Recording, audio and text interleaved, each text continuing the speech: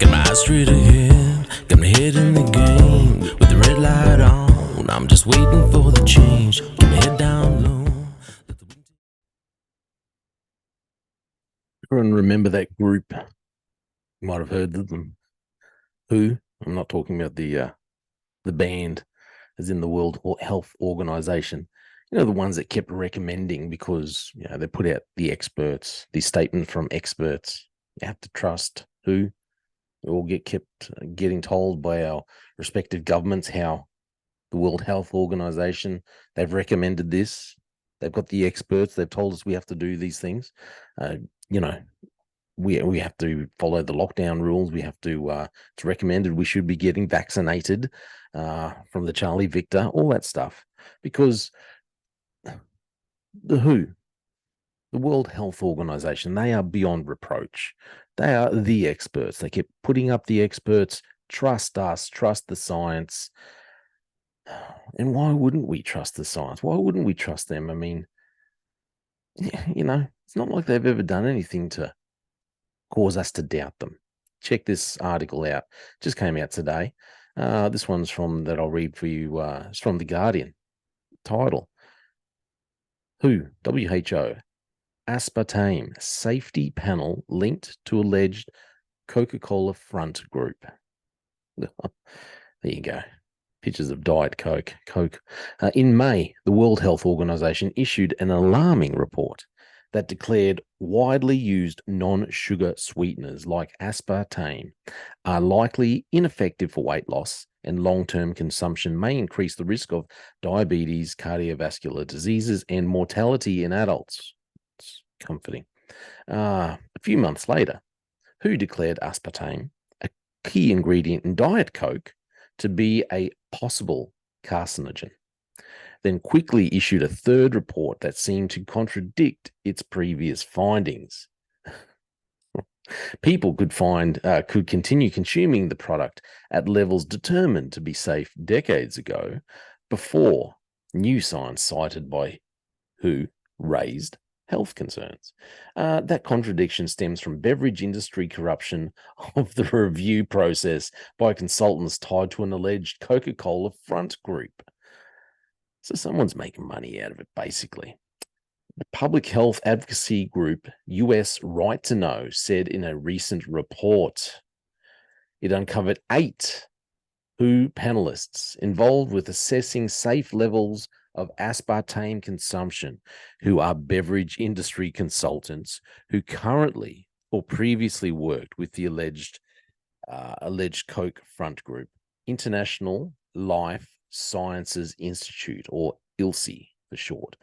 Their involvement in developing intake guidelines represents an obvious conflict of interest, said Gary Ruskin, US Right to Know Executive Director. Because of this conflict of interest, the daily intake conclusions about aspartame are not credible, and the public should not rely on them, he added. Well, who would have thunk it? Aspartame was first approved for use in the US in the early 1980s over the objection of some researchers. Does that not sound a little familiar? First approved 1980s over the objection of some researchers who warned of potential health risks. In recent years, as evidence of health risks has mounted, industry has ramped up a PR campaign to downplay the issues. Sounded all familiar? Did we see that exact same thing happening now? In the World Health Organization's 14 July aspartame hazard and risk assessments, its cancer research arm, the International Agency for Research on Cancer, LARC, because everyone's got to have an acronym, classified aspartame as possibly carcinogenic. That same day, WHO's, World Health Organization's Joint Expert Committee on Food Additives, otherwise known as JECFA. I love how they've got to put expert. The WHO have to put their expert committee. You don't want their the second best people. We've got to put our experts in, which makes consumption recommendations reaffirm the acceptable daily intake of 40 milligrams per kilogram of body weight. Assume. ILSI describes itself as a non-profit that conducts science for the public good. And for their own good. But it was founded in 1978 by a Coca-Cola executive. who simultaneously worked for the company through 2021. US Right to Know found other Coca-Cola executives have worked with the group. The US Right to Know detailed tax returns that show millions in donations from Coca-Cola and and other beverage industry players. Coke ended its official membership with the group in 2021, just 2 little years ago. Over the years, ILSI representatives have sought to shape food policy worldwide, and Ruskin, who has written multiple peer-reviewed papers on the group, characterized the aspartame controversy as a masterpiece in how ILSI worms its way into these regulatory processes. US Right to Know identified 6 out of 13 JEFCA panel members with ties to the industry group. After it released its report, the WHO acknowledged 2 more of its members with industry ties. After the report comes out, then the World Health Organization says, "Oh, better put a hand up and tell you we've got another couple of people in there." In a statement to The Guardian, a WHO spokesperson defended the industry consultants' inclusion in the review process. For the meeting on aspartame, JEFCA selected the experts likely to make the best contributions to the debate. Likely to make the best contributions, or likely to say what they wanted them to say. That's more likely, said spokesperson Fadela Chaib. She said whose guidelines only require disclosure of conflicts of interest within the last 4 years. Oh, yeah, okay. No corruption, nothing to see here. To our knowledge, it's like when people in the public service say, "I did it in good faith." Did it in good faith.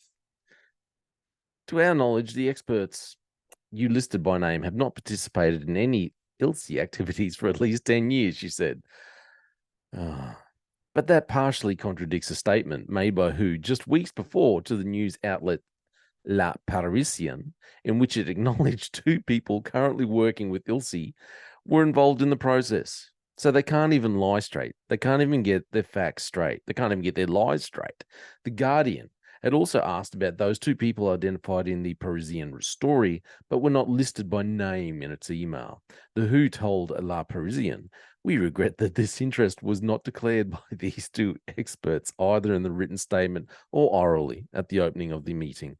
WHO's inclusion of list-tied consultants in its review press is especially alarming because WHO has in place much higher standards. Yeah, the World Health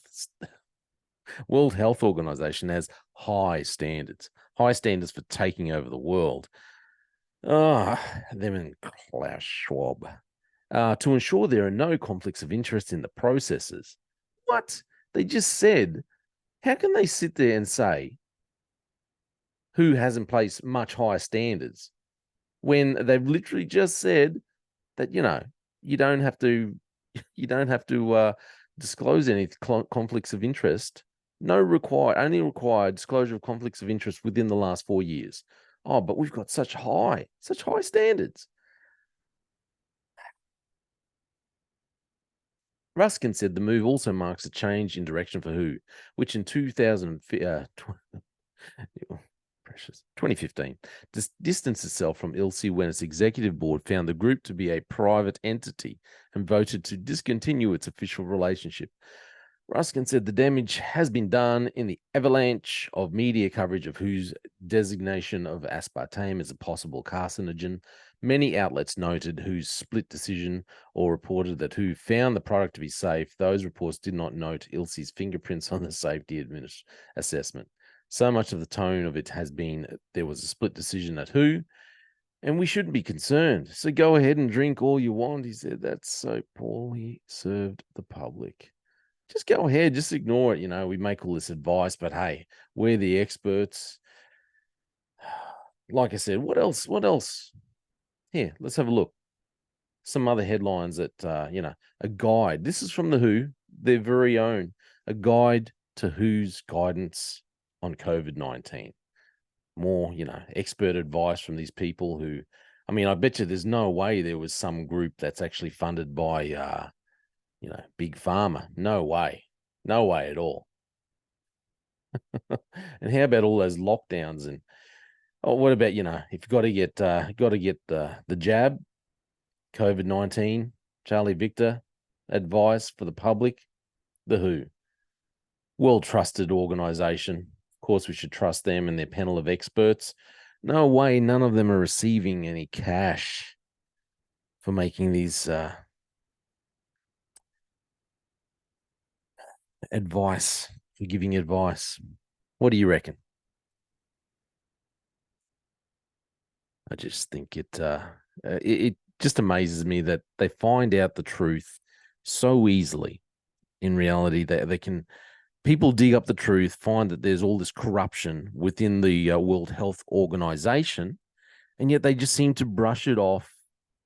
It's all easy breezy, nothing to see here. They tell more lies, get found out for the lies that they're telling, and then they still just downplay it all. There's nothing to see. It's nothing to worry about.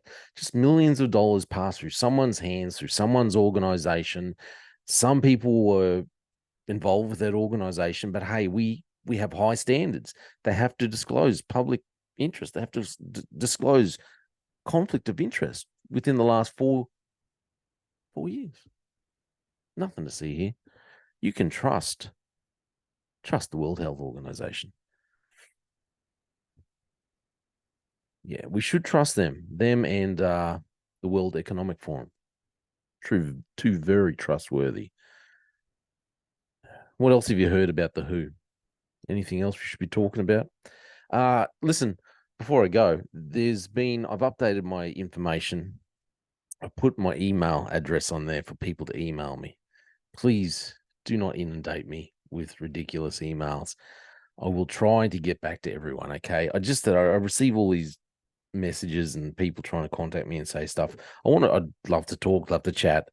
People want me to chase up stories and do stuff. I'd love to do it. I just sometimes need a bit more info so feel free to email me. Don't get mad if I don't email back straight away. But yeah, and please, I know I'm talking to very intelligent people out there because I read your comments and you're all pretty switched on, I think. So just please don't send me rubbish, okay? But I appreciate your support and I look forward to talking to people. Email me. Thanks for listening to The Slippery Slope.